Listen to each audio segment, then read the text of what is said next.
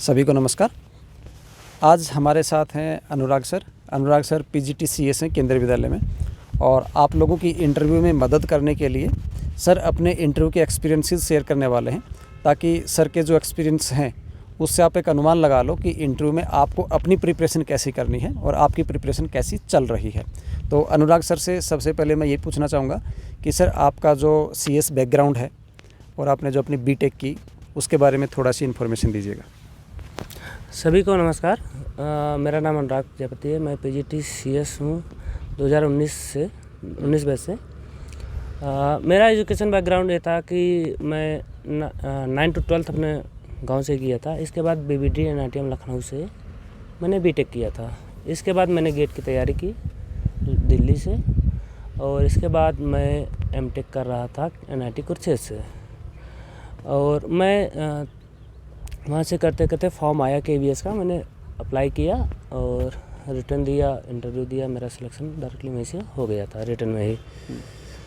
और फिर रिटर्न के बाद मैंने अलग से KVS की कोई ऐसी तैयारी नहीं की थी फॉर्मली। फिर लेकिन जो मेरा गेट था, मेरा वो सब्जेक्ट्स थे वो स्ट्रॉन्ग थे। उस समय मैंने पढ़ाई की थी तो सब स्ट्रॉन्ग थे, मैंने तैयारी उस लेवल की थी।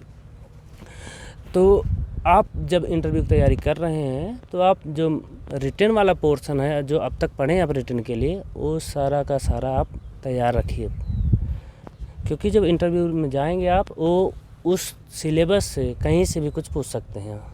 और ऐसा नहीं है कि वो आप एक्सक्यूज़ बना देंगे, ऐसा नहीं हो वैसा नहीं, क्योंकि आप वहाँ रिटन क्वालिफाई कर चुके हैं, इसका मतलब आप वहाँ का पढ़ाई कर चुके हैं, तो वो जाहिर सी बात है आपसे एक्सपेक्ट कर सकते हैं। तो मेरा जो हुआ था, मेरा तो हैदराबाद में हुआ था इंटरव्यू, हैदराबाद। और इंटरव्यू जाने से पहले आपको एक बायोडाटा फॉर्म भरना पड़ता है, उसमें बेसिक इन्फॉर्मेशन रहती है आपकी, और उसके अलावा आपके पास उसमें दिया रहता है, कॉलम रहता है कि 50 वर्ड्स में आप समझाइए कि आप इस जॉब के लिए क्यों सूटेबल हैं। तो उसके लिए भी आप एक प्रॉपर आंसर बना के रखिएगा कि क्या हो सकता है आप इस जॉब के लिए क्यों सूटेबल हैं।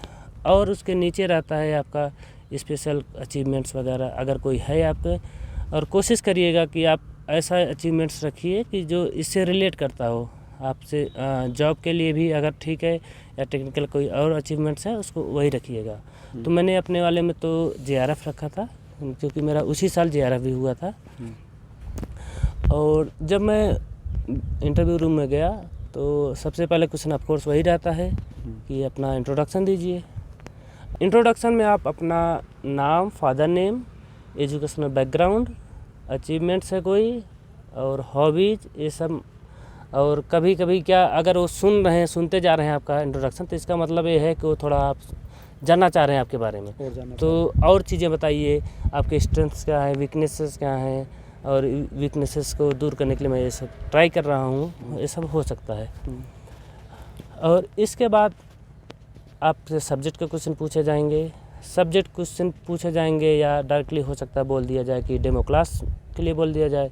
तो डेमो क्लास के लिए आप सबसे अच्छा है कि जो कोर सब्जेक्ट्स हैं पढ़ने के लिए, पाइथन है, नेटवर्किंग है, और डेटाबेस है, ऑपरेटिंग सिस्टम है, ये सब 3-4 जो 5 कोर सब्जेक्ट्स हैं, इस पे एक एक टॉपिक जो आपको इजी लगे, जिस टॉपिक में आप ज़्यादा कंफर्टेबल हो, उस पे हर सब्जेक्ट में एक एक बना लीजिए।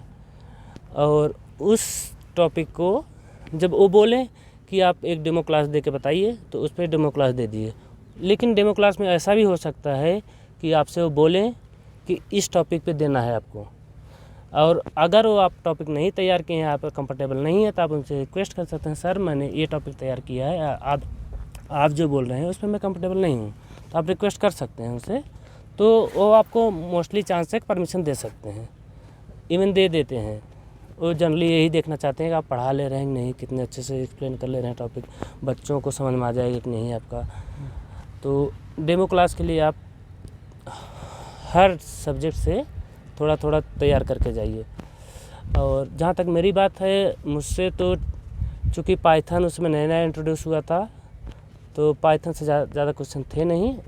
मोस्टली मुझसे C++ से पूछे गए थे, थोड़ा बहुत डेटाबेस से पूछे गए थे, और अचीवमेंट्स जो मैंने लगाए थे उस पर भी क्वेश्चन हुए थे कि JRF आपका है तो आगे क्या करोगे, मैंने बोला था पीएचडी करेंगे, तो बोले पीएचडी का कोई यूज ही नहीं है केवीएस में। मैंने बोला कि सर यूज नहीं है, फिर भी होना, मैं अपने पर्सनल ग्रोथ के लिए करें, पर्सनल ग्रोथ करके क्या करो, केवीएस में कोई यूज नहीं है। तो मैं बोला सर नहीं करेंगे हम तब इसके बाद। और टेक्निकल क्वेश्चन भी हो सकते हैं, even in general teaching aptitude के भी क्वेश्चन हो सकते हैं। बच्चों को हो सकता है सिचुएशन बेस्ड क्वेश्चन भी पूछ सकते हैं आपको, ऐसा सिचुएशन में बच्चा झगड़ा करता, मारपीट करता है, आपको कैसे हैंडल करना है, इससे भी क्वेश्चन पूछे जा सकते हैं।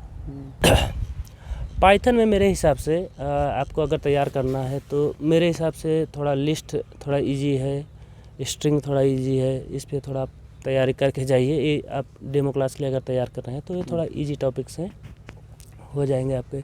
डेटाबेस में अगर आप तैयार कर रहे हैं तो आई थिंक आप अपना स्ट्रांग है तो आप बना सकते हैं, मेरा ज़रूरी नहीं, मैं सजेस्ट कर सकता हूँ जस्ट कि आप कीज के बारे में, जैसे प्राइमरी की, फॉरेन की, अर्नर की, इसके बारे में थोड़ा तैयार कर लीजिए। और डिजिटल वाले में आप नंबर सिस्टम को थोड़ा कन्वर्जन को हो सकता है आप कर लें, तो ये भी थोड़ा इजी है, थोड़ा मैथमेटिक्स से रिलेट करता है। और ऑपरेटिंग सिस्टम में तो पूरा थ्योरेटिकल है, उसमें तो डेमो क्लास का आई डोंट थिंक मतलब बहुत ज़्यादा वो है, लेकिन अगर रखें तो आप तैयार कर लीजिए कि ऑपरेटिंग सिस्टम के क्या काम है, उसके टाइप्स कितने हैं, ये इवन क्वेश्चन पूछे भी जा सकते हैं। और इंटरव्यू में क्वेश्चन हो सकता है आपको डेफिनेशन बेस्ड भी पूछा जाए, डिफरेंसेस पूछे जा सकते हैं, और आउटपुट बेस्ड भी क्वेश्चन पूछे जा सकते हैं। तो रेडी रहिएगा हर सिचुएशन के लिए। कोई प्रोग्रामिंग भी करवा सकते हैं? हाँ, छोटे मोटे प्रोग्रामिंग पूछ सकते हैं, वो जैसे प्राइम नंबर्स के प्रोग्राम पूछ सकते हैं, उसको ऐड करने के लिए पूछ सकते हैं। फिर कैलकुलेटर बनाना, ऐसा कुछ? कैलकुलेटर बनाना तो थोड़ा लेंदी हो जाएगा आई थिंक इंटरव्यू के लिए। पूछे तो पूछने के लिए पूछ सकते हैं, इंटरव्यू वाला कुछ ही पूछ सकता है, हम ये नहीं कह सकते कि ये पूछेगा, हाँ, ये नहीं पूछेगा। लेकिन आपको ये है कि अगर कैलकुलेटर जैसा अगर कुछ पूछ रहे हैं तो थोड़ा लेंदी प्रोग्राम हो जाएगा, तो उनको एल्गोरिदम थोड़ा उनको समझा दीजिए कि सर ऐसा हो जाएगा, तो ईजिली वो समझ जाएंगे। टेक्निकल बंदा तो रहेगा ही, कोई न कोई एक हो सकता है, टेक्निकल बंदा 1-2 रहेंगे आपके बोर्ड में, वो तुरंत समझ जाएंगे कि हाँ आपका एरिया जो है या अप्रोच जो है सॉल्व करने का वो सही जा रहा है, तो रोक सकते हैं बीच में ही। और टफ में फिबोनाची सीरीज, फैक्टोरियल नंबर्स, इसका भी प्रोग्राम थोड़ा बहुत देख के ही जाइए। कहने का मतलब है सिलेबस तो पूरा नज़र से निकाल के ही रखें। हाँ, और क्योंकि सीबीएसई ने एआई और उसको पाइथन को इंट्रोड्यूस किया सिलेबस में, हाँ, तो एआई और पाइथन से क्वेश्चन पूछने की ज़्यादा प्रोबेबिलिटी है, क्योंकि कोई एक्सपर्ट होगा वो केवी टीचर ही होगा।